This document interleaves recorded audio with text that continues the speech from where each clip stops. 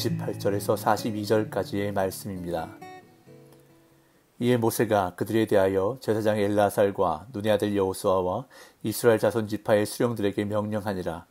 모세가 그들에게 이르되 갓 자손과 르우벤 자손이 만일 각각 무장하고 너희와 함께 요단을 건너가서 여호와 앞에서 싸워서 그 땅이 너희 앞에 항복하기에 이르면 길앗 땅을 그들의 소유로 줄 것이니라. 그러나 만일 그들이 너희와 함께 무장하고 건너지 아니하면 그들은 가나안 땅에서 너희와 함께 땅을 소유할 것이니라.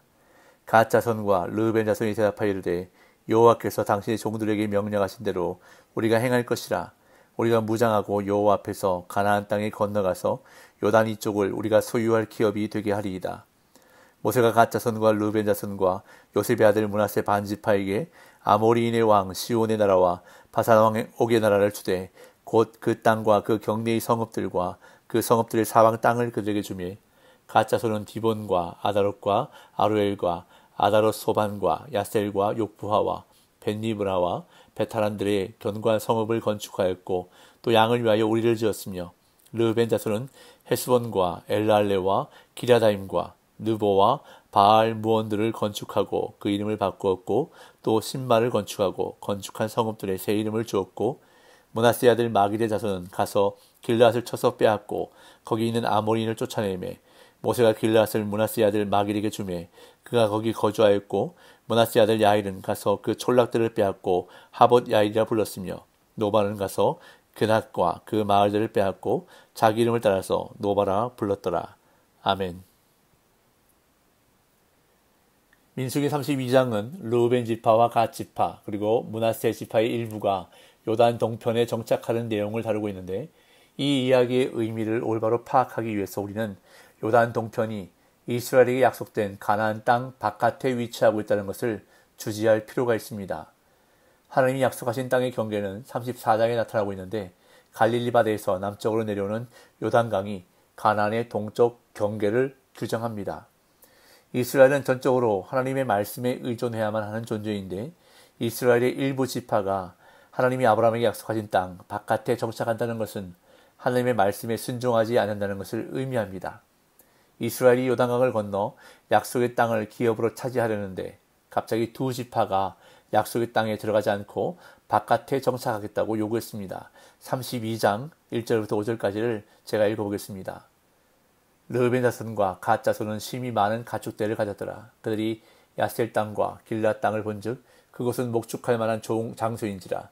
갓 자손과 르우벤 자손이 와서 모세와 제사장 엘르아살과 회중 지휘관들에게 말하 이르되 아다롯과 디본과 야셀과 이므라와 헤스본과 엘랄레와 스밤과 느보와 부온 곧 여호와께서 이스라엘 회중 앞에서 쳐서 멸하신 땅은 목축할 만한 장소요 당신의 종들에게는 가축이 있나이다. 또 이르되 우리가 만일 당신에게 은혜를 입었으면 이 땅을 당신의 종들에게 그들의 소유로 주시고 우리에게 요단강을 건너지 않게 하소서.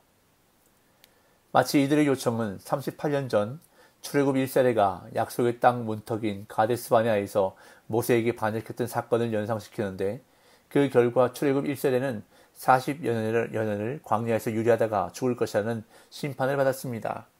그런데 이번에는 갓 지파와 르우벤 지파가 약속의 땅에 들어가서 기업을 얻는 일에 관심이 없다고 선언한 것입니다. 이에 모세는 르우벤 지파와 갓 지파가 불순종했던 1세대와 다를 바 없다고 여기며 이들을 향해 죄인의 무리라고 지칭했습니다. 이 말은 두 지파를 경멸하는 표현으로 진노를 받아 마땅한 자들이라는 의미입니다. 이처럼 모세가 자신들의 제안을 받아들이지 않고 오히려 책망하자 르우벤 지파와 갓 지파는 타협안을 제시하는데 자신들이 가나안 정복 전쟁에 참전할 것을 분명히 밝힙니다.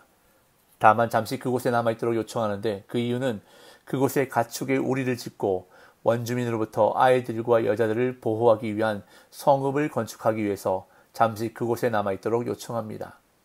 그런 다음 그들은 그 후에 즉시 가나안 정복 전쟁에 참전할 것이라고 제안했는데 자신들이 전쟁의 선봉장이 되겠으며 또한 다른 지파들이 가나안 땅에서 기업을 받을 때까지는 요단 동편으로 돌아오지 않을 것이고 가나안 땅에서는 기업을 받지 않겠다고 다짐했습니다. 이 모세는 그들의 요청을 조건부로 허락했는데 그 조건이란 이스라엘이 가나안 땅을 정복할 때까지 참전에 싸워야 하고 그럴 경우 그들이 요단 동편을 기업으로 들 것이며 여호와 앞에서 무죄할 것이라고 말합니다. 그러나 그렇지 않을 경우 그들은 여호와께 죄를 범하게 될 것이라고 모세가 말하자 갓과 르우벤 지파는 모세의 조건에 동의할 뿐 아니라 확증했는데 이것이 어제 본문까지의 내용입니다. 이제 오늘 본문에서 모세는 르우벤과 갓 지파와 협상이 타결된 뒤 대제사장 엘라살과 자신의 후임자 여호수아 그리고 각 지파의 수령들에게 이 협상안을 이행할 것을 지시합니다. 28절에서 30절입니다. 이에 모세가 그들에 대하여 제사장 엘라살과 눈의 아들 여호수아와 이스라엘 자손 지파의 수령들에게 명령하니라. 모세가 그들에게 이르되 갓 자손과 르우벤 자손이 만일 각각 무장하고 너희와 함께 요단을 건너가서 여호와 앞에서 싸워서 그 땅이 너희 앞에 항복하게 이르면 길라 땅을 그들의 소유로 줄 것이니라. 그러나 만일 그들이 너희와 함께 무장하고 건너지 아니하면 그들은 가나안 땅에서 너희와 함께 땅을 소유할 것이니라. 모세가 지금까지 갓과 르우벤 지파와 벌인 협상 내용을 제사장 엘라살과 여호수아 그리고 이스라엘 지파의 수령들에게 알리는데 이렇게 모세가 협의 내용을 지도자들 앞에서 공식적으로 통보하는 이유는 이들이 지금까지 이루어진 협상의 증인 역할을 하기 때문이고 이보다 더 중요한 이유는 모세 자신은 가나안 정복과 분배에 참여하지 못하고 곧 죽을 것이기 때문입니다. 물론 갓 자손과 르우벤 자손 그리고 므낫세 반지파에게 요단 동편의 땅이 곧 수여될 것이지만 요단 동편의 땅이 그들의 기업으로 승인되는 것은 이들이 서약한 내용을 온전히 이행한 후에야 비로소 확정될 것인데 이들에게 기업을 확정적으로 승인할 책임자가 바로 제사장 엘라살과 여호수아 그리고 이스라엘 지파의 수령들이었기에 모세가 지도자들에게 지금까지 르우벤과 갓 지파와 협의한 내용을 전달하는 것은 당연한 일이었습니다. 모세가 전달한 내용은 만일 약속대로 르우벤과 갓 지파 사람들이 무장을 갖추고 이스라엘 연합군에 합류해 선봉에 서서 요단 너머의 땅을 정복한다면 그들은 길라 땅 소유권을 갖게 될 것이지만 그들이 요단 너머의 정복 전쟁에 합류하지 않는다면 길랏 목초지를 그들에게 줄 필요가 없으며 그들도 가나안 땅에 들어가 그 땅의 일부를 할당받고 거기서 살아야 한다는 내용을 말했습니다. 그러자 르우벤과 갓 자손은 다시 한번 자신들의 약속을 반드시 이행하겠다고 말합니다. 31절 32절 갓 자손과 르우벤 자손이 대답하여 이르되 여호와께서 당신의 종들에게 명령하신 대로 우리가 행할 것이라. 우리가 무장하고 여호와 앞에서 가나안 땅에 건너가서 요단 이쪽을 우리가 소유할 기업이 되게 하리이다.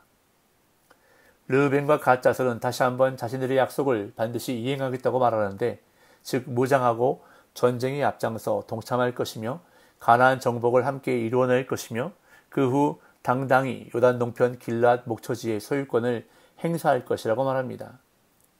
이에 모세는 갓과 르우벤과 므낫세 반지파에게 각자의 성읍 목록과 성읍의 사방 땅을 할당합니다. 33절 모세가 갓 자손과 르우벤 자손과 요셉의 아들 므낫세 반지파에게 아모리인의 왕 시온의 나라와 바산 왕 옥의 나라를 주되 곧 그 땅과 그 경내의 성읍들과 그 성읍들의 사방 땅을 그들에게 주매. 근데 여기서 갑자기 므낫세 반지파가 등장하는데 이것은 39절에서 42절까지의 이야기, 즉 므낫세 지파의 어떤 일족들이 어떻게 길랏 땅을 차지했는지를 알려주는 짧은 에피소드와 연결되고 있습니다. 아마도 므낫세의 절반 지파는 요단 동편 전투에서 큰 공을 남김으로써 이미 길랏 땅 상속권을 암묵적으로 보장받았던 것으로 보입니다. 따라서 일단 현재의 협상 과정에서는 므낫세 반지파는 제외되고 갓과 르우벤 지파와의談판이 진행되었을 것으로 여겨집니다. 이어 갓 자손과 르우벤 자손이 받은 성읍들이 열거됩니다. 34절 38절 갓 자손은 디본과 아다롯과 아루엘과 아다롯 소반과 야셀과 욕부아와 벤니무라와 베타란들의 견고한 성읍들을 건축하였고 또 양을 위하여 우리를 지었으며 르우벤 자손은 헤스본과 엘라알레와 기랴다임과 느보와 바알무온들을 건축하고 그 이름을 바꾸었고 또 신발을 건축하고 건축한 성읍들의 새 이름을 주었고 갓 자손과 르우벤 자손이 받은 성읍들이 열거되는데 여기서 이 성읍들을 건축했다는 표현은 새로운 마을을 조성했다는 뜻이 아니라 아마 기존의 마을을 증축하고 확장했다는 의미일 것입니다. 이 중 어떤 성읍들은 이름이 바뀌면서 새로운 이름이 붙었습니다. 그런 다음 갑자기 므낫세 지파에 대한 이야기가 이어지는데 이것은 앞서 므낫세 반지파에 대한 느닷없는 언급을 설명하기 위함입니다. 39절 42절 므낫세 아들 마길의 자손은 가서 길르앗을 쳐서 빼앗고 거기 있는 아모리인을 쫓아내매 모세가 길르앗을 므낫세 아들 마길에게 주매 그가 거기 거주하였고 므낫세 아들 야일은 가서 그 촌락들을 빼앗고 하봇 야일이라 불렀으며 노바는 가서 그낫과 그 마을들을 빼앗고 자기 이름을 따라서 노바라 불렀더라. 모세가 왜 므낫세 지파의 마길 집안에게 길르앗을 소유주로 넘겨주었는지 그 배경을 우리가 알 수는 없습니다.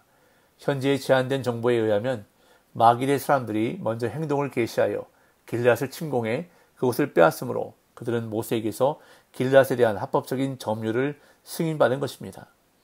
이어서 또 다른 므낫세 지파 가운데 야일 가문의 사람들이 길르앗 전투에 동참해 여러 촌락을 정복하고 그 지역에 그들 가문의 이름을 딴 하봇 야일이라는 새로운 이름을 붙였습니다. 마지막으로 므낫세 지파의 노바 일족은 그낫과 인근 마을들을 정복해 가문의 이름을 따라 그곳을 노바라 불렀습니다. 오늘 본문의 내용은 아니지만 르우벤 자손과 갓 자손이 요단 동편의 땅에 머물고자 했던 이유는 그 땅이 목축하기 좋은 땅이었기 때문입니다. 그들은 하나님의 약속보다 자신들의 필요와 인간적인 시각에 의존해 거주지를 결정했는데 사실 이 결정은 그들이 평소에 많이 하던 생각의 결과물이었을 것입니다. 그래서 매일 믿음 안에서 사는 것이 중요하고 일상 속에서 하나님의 약속을 의지하는 것이 중요한 것입니다. 하나님의 말씀이 아닌 다른 것들로 가득 차 있는 사람은 눈에 보이는 대로, 즉 내 눈에 보기에 좋은 대로 결정을 내리기 때문입니다. 오늘도 하나님의 말씀 안에서 그 약속을 의지하며 살아가는 저와 여러분들이 되시기를 간절히 소망합니다. 그리하므로 오늘도 내 눈에 보기에 좋은 대로가 아닌 하나님이 보시기에 좋은 대로 살아가는 복된 날 되시기를 예수님의 이름으로 축복합니다.